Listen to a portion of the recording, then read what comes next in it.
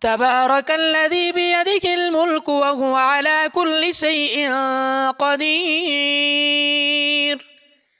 الذي خلق الموت والحياة ليبلوكم أيكم أحسن عملا وهو العزيز الغفور الذي خلق 7 سماوات طباقا ما ترى في خلق الرحمن من تفاوت فارجع البصر هل ترى من فطور ثم ارجع البصر كرتين ينقلب إليك البصر خاسئا وهو حسير ولقد زينا السماء الدنيا بمصابيح وجعلناها رجوما للشياطين وأعتدنا لهم عذاب السعير وللذين كفروا بربهم عذاب جهنم وبئس المصير إذا ألقوا فيها سمعوا لها شهيقا وهي تفور تكاد تميز من الغيظ كلما ألقي فيها فوج سألهم خزنتها ألم يأتكم نذير قالوا بلى قد جاءنا نذير فكذبنا وقلنا ما نزل الله من شيء إن أنتم إلا في ضلال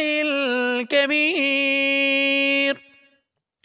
وقالوا لو كنا نسمع أو نعقل ما كنا في أصحاب السعير فاعترفوا بذنبهم فسحقا لأصحاب السعير إن الذين يخشون ربهم بالغيب لهم مغفرة وأجر كبير وأسروا قولكم أو اجهروا به إنه عليم بذات الصدور ألا يعلم من خلق وهو اللطيف الخبير هو الذي جعل لكم الأرض ذلولا فامشوا في مناكبها وكلوا من رزقه وإليه النشور أأمنتم من في السماء أن يخسف بكم الأرض فإذا هي تمور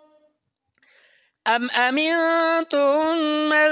في السماء أن يرسل عليكم حاصبا فستعلمون كيف نذير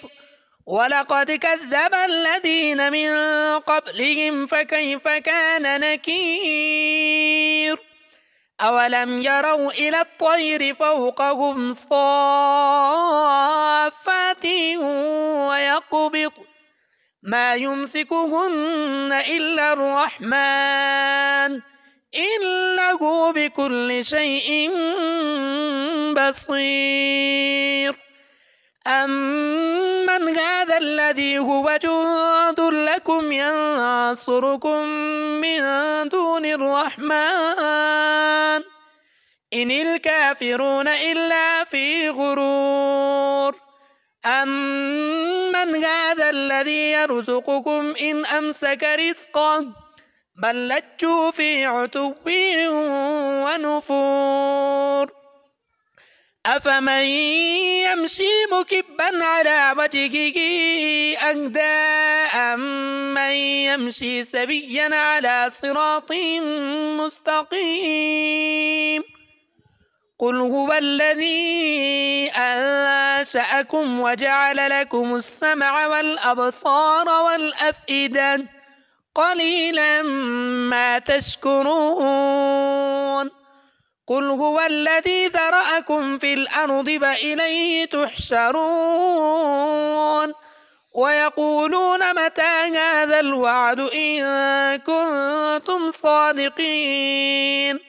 قل إنما العلم عند الله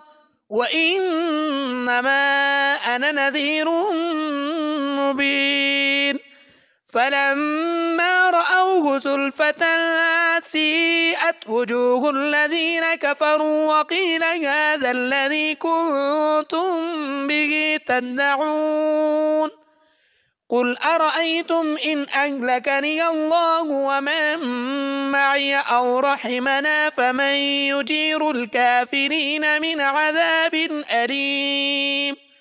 قل هو الرحمن آمنا به وعليه توكلنا فستعلمون من هو في ضلال مبين